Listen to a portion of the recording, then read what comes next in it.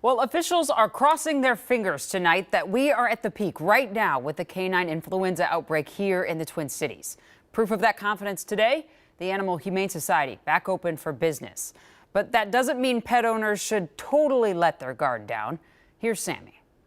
For 6 weeks, animals weren't able to come in or out of those shelter doors, but today is their opportunity to finally get adopted. Hi, welcome. We're open today. I know, it's exciting. It's exciting. Hi. Volunteer Anita Carto is as enthusiastic as the pups I want to hug everybody. to have people back We've got lots of puppies. at the Animal Humane Society's Golden Valley and Coon Rapids shelter. Well, they're in their kennels feeling ill, and they feel sick just like we feel sick if we have a cold. So they're like, you know. More than a month ago, the Animal Humane Society's 3 Twin Cities adoption centers were put on quarantine by the Minnesota Board of Animal Health.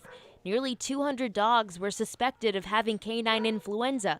A few died. So to be safe, we waited till day 30 plus beyond the last dog getting sick before we could reopen our doors. All the dogs with us now have recovered. Graham Brayshop, the head vet for the nonprofit, says the 2 shelters were cleared last week by the board for adoption following the opening of the Woodbury location. But now they're behind on adoptions. You're a good boy. You're a good boy. Tony Smith has waited a long time to see Wally. We just missed having a dog at home, so Leslie found him on the website. Good boy. I think the day before they shut down with the dog flu, we lost our dog in January. Otis was his 14-year-old companion, and now they see a bit of Otis in Wally. Sure, yeah.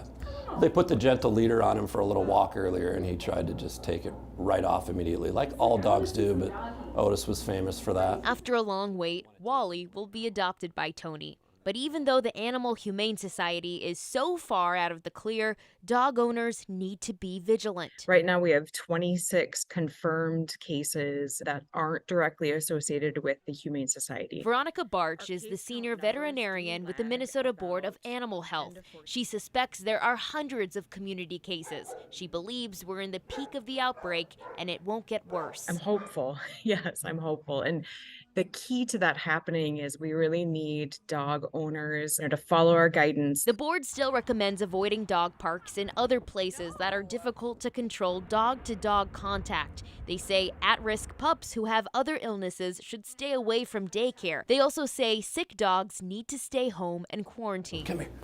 Come here. Yes.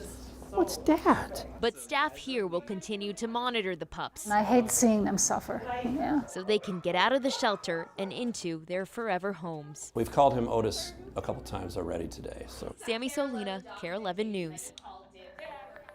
Good to hear the symphony of barking again. So with the Humane Society being closed for 6 weeks, that means there's a lot of dogs like the ones you just saw. More than 140 animals are ready right now to be adopted. You're looking at those that are available. The Humane Society says all of the shelters are full. Some of these animals have been waiting to be adopted since before the place closed. You can take a look at all these pictures. You'll go down that rabbit hole, and it looks like there's a rabbit. We have a link at KARE11.com. Oh, it's so great. Hope